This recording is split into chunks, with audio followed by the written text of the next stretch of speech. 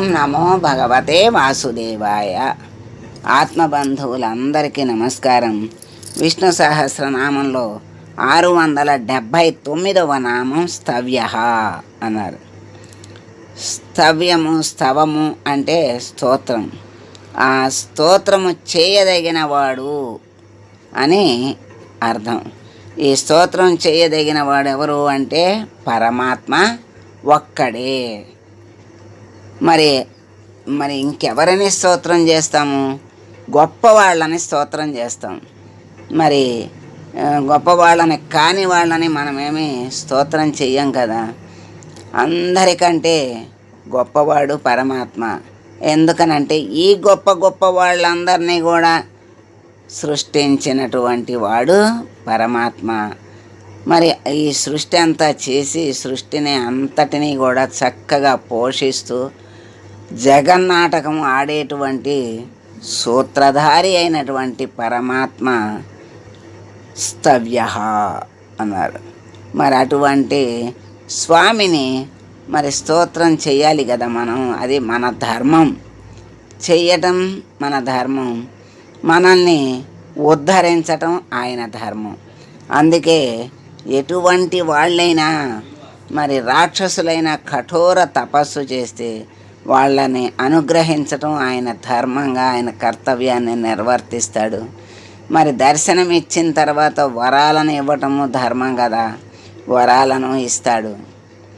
మరి అవి సవ్యమైన వాళ్ళు లోక కళ్యాణం కోసం ఆ వరాలను చక్కగా ఉపయోగిస్తే అందరూ కూడా ఆనందిస్తారు, అందరూ సుఖపడతారు, పరమానందంగా ఉంటుంది. మరి గొప్ప వరాలను పొంది గొప్ప తపస్సు చేసి గొప్ప వాళ్ళని కూడా హింసించేటువంటి రాక్షసత్వం, అంటే వాళ్ళు చేసేదే తపస్సు చేసేదే దానికోసం. అయినా మరి పరమాత్మ తన ధర్మంగా దర్శనం ఇవ్వాలి. మరి ఆ దర్శనానికి ఫలితంగా వరాలను ఇవ్వాలి. మరి ఇస్తాడు. అప్పుడు కూడా చెప్తాడట, నువ్వు స్వార్థం కోసం వీటిని ఉపయోగిస్తే నీకు నాశనం తప్పదు. మరి లోక కళ్యాణం కోసం ఈ వరాలను ఉపయోగిస్తే నీకు ముక్తి లభిస్తుంది అని చెప్పిన ఆ రాక్షసత్వం కలిగినటువంటి ఆ రాక్షసుడికి అర్థం కాదు. అది చెప్పింది వాడికి వ్యర్థం చేసుకుంటాడు. ఇచ్చిన వరాన్ని కూడా వ్యర్థం చేసుకున్నట్టే కదా.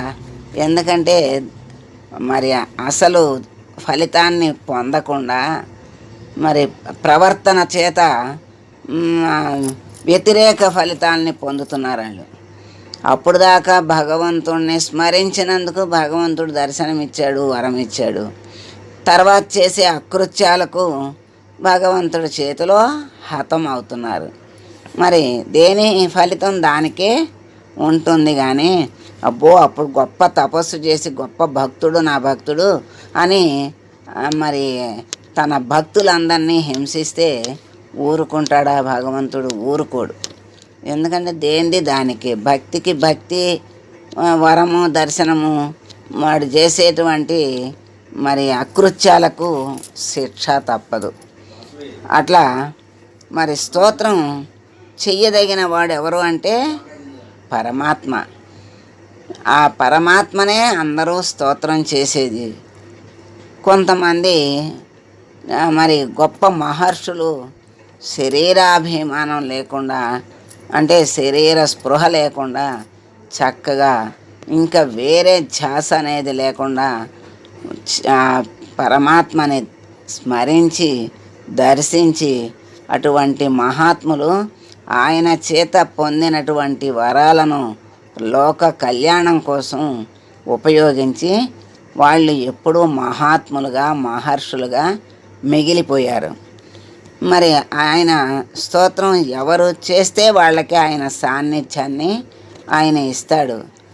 మరి భగవంతుని స్తోత్రం చేయటమే ప్రార్థన అంటారు. దాన్నే మనసులో అదే పనిగా భగవంతుని స్మరిస్తూ ఉంటే అదే ధ్యానం అవుతుంది. ఆ ధ్యానం చేసే వాళ్ళ రూపంలో ఎవరుంటారు మళ్ళీ? నారాయణుడే ఉంటాడు. ఆ ధ్యాన స్వరూపము ఆయనే, ధ్యానము చేసేవాడి స్వరూపము ఆయనే. ఎవరి కోసం చేస్తున్నాడంటే ఆ ధ్యానం పొందే స్వరూపము ఆయనే. అట్లాగే స్తోత్ర స్వరూపము ఆయనే, స్తోత్రింపబడేవాడు ఆయనే, స్తోత్రము చేసేవాడు ఆయనే. ఇక్కడ పూజ అంటాం, పూజ స్వరూపము ఆయనే, పూజ యొక్క ఫలితాన్ని పొందేటువంటి వాడు ఆయనే, పూజింపబడేవాడు పరమాత్మే. ఈ విషయాన్ని ఎంతో జ్ఞానం కలిగితే కానీ భక్తి భక్తి భక్తి అనే మెట్టు మెట్టు ఎక్కి ఎక్కి ఆ జ్ఞానంలోకి పరమాత్మ తీసుకొచ్చినప్పుడు కానీ ఈ ఈ జ్ఞానం యొక్క స్పృహ కలగదు. ఆ స్పృహ కలిగిన తరువాత దాని యందు మనసు నిలవాలంటే చాలా కష్టపడాలి, చాలా సాధన చెయ్యాలి. సాధన చేయుమురా నరుడా, సాధ్యము కానిది లేదురా అంటారు. అంటే సాధించలేనిది ఏది లేదు సాధన వల్ల. సాధన తగినంత సాధన చేస్తే తప్పకుండా సాధిస్తాడు. సాధన చెయ్యటము అంటే దానికి ఒక విధమైన సాధన ఉంది. అంటే ఇప్పుడు మనం నీళ్లు కావాలి అంటే, నొయ్యి తవ్వాలి అంటే మరి దానికి తగిన సాధనాలు పలుగు పార మరి తట్ట అన్నీ ఉండాలి. దానికి మళ్ళా ఆ తవ్వగలిగే శక్తి సామర్థ్యం ఉన్నవాడు తవ్వాలి, మరి ఆ పని అవుతుంది. అట్లా తవ్వినా ఇప్పుడు ఎంత లోతుకి వెళ్తే నీళ్లు పడతాయో అంత లోతుకి వెళ్తే కానీ నీళ్లు పడవు. అట్లా కాకుండా మరి కొంచెం 2-3 అడుగులు తవ్వి మళ్ళీ ఇంకో గొయ్యి తీసి ఇంకో గొయ్యి అట్లా ఎన్ని గోతులు తీసినా నీళ్లు పడవు. అబ్బో నేను ఎంతో కష్టపడ్డాను, ఎన్నో గోతులు తీశాను, నీళ్లు పడలేదు అంటే అది వ్యర్థమైనటువంటి పని. సార్థకమైన పని ఏమిటి అంటే ఒకే చోట ఆ గొయ్యిని అన్ని గొయ్యలు కూడా అంత కూడా తవ్వక్కర్లా. అది ఎంతవరకు తవ్వితే ఆ స్థలంలో నీళ్లు పడేటువంటి అవకాశం ఉందో అంతవరకు తవ్వితే నీళ్లు పడతాయి.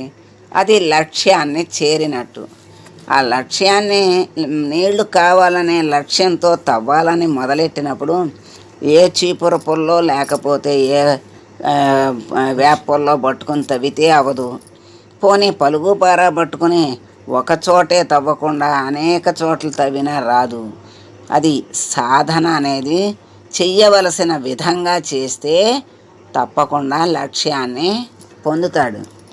అట్లా ఆ విధంగా పరమాత్మని స్తోత్రం చెయ్యగా ఆ స్తోత్రము ఎవరిని చేస్తున్నాడో ఆ స్వరూపమే అయిపోతాడు చివరికి.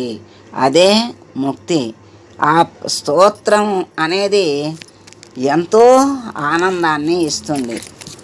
మరి అందరి చేత స్తుతింపబడే స్వామి గనక స్తవ్య అన్నారని శంకరాచార్యులు వారు చెప్పారు. స్వామి ప్రశంసితుడే కానీ అంటే అందరూ ఆయన్ని ప్రశంసిస్తారు. ఆయన మరి సామాన్యమైనటువంటి సృష్టి కాదు ఆయన చేసింది. ఆయన చేసేటువంటి ప్రణాళికలు, వేసేటువంటి మరి ఆ ప్రణాళికలన్నీ కూడా ఆయనకే తెలుస్తాయి, ఎవరికి అర్థం కావు. అటువంటి స్వామిని స్తుతించాలి. అట్లా స్తుతింపబడతాడు ఆయన.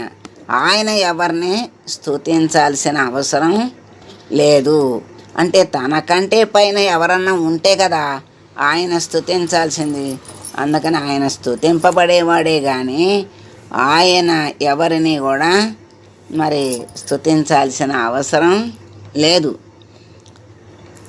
అట్లా నిత్యం అయినటువంటిది, నిరవధికమైనటువంటి, నిర్దుష్టములైన, సర్వమంగళకరములైన గుణాలు కలిగిన స్వామి కనుక ఆయన స్తవనీయుడు అంటే స్తుతింపబడేవాడు, అర్హత కలిగినవాడు అవుతాడు.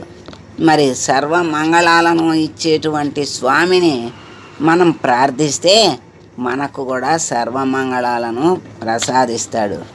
భగవంతుని స్తుతి మనకేం కలిగిస్తుంది అంటే శాంతినిస్తుంది, ఆనందాన్ని ఇస్తుంది, చివరికి మోక్షానికి కారణమవుతుంది. అటువంటి స్తుతి కలిగినటువంటి స్తుతింపబడేటువంటి స్వామిని స్తవ్య అన్నారు. ఇప్పుడు పరాశర భట్టరు సత్యసంధులు శంకరులు వ్యాఖ్యని అనుసరించారు.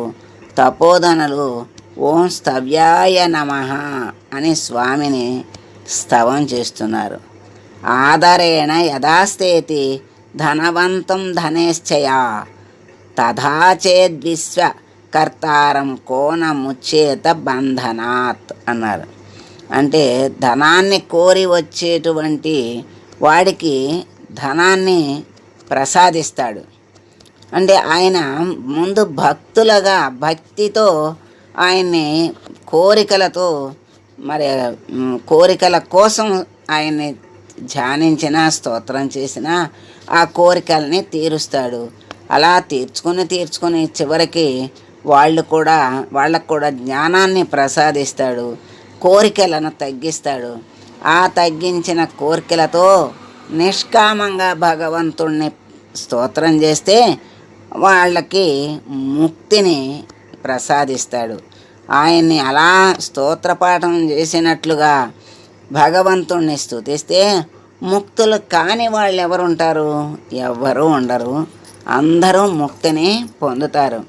కనుక ఆ స్తవ్య అయినటువంటి స్వామిని మనం ప్రార్థిస్తూ, స్వామి ఆ స్తోత్రములను చేసేటువంటి శక్తి సామర్థ్యాలను మాకు ప్రసాదించి ఆ స్తోత్రముల చేత నీవు ఆనందించి మమ్మల్ని ఆనందింపజేసి పరమానంద మార్గంలో జ్ఞాన మార్గంలో మమ్మల్ని నడిపించి నీ దరికి చేర్చుకో స్వామి అని వేడుకుంటూ మంగళం పాడదాం. మంగళం కౌసలేంద్రాయ మహనీయ గుణాత్మనే సర్వలోక శరణ్యాయ సాధురూపాయ మంగళం. ఓం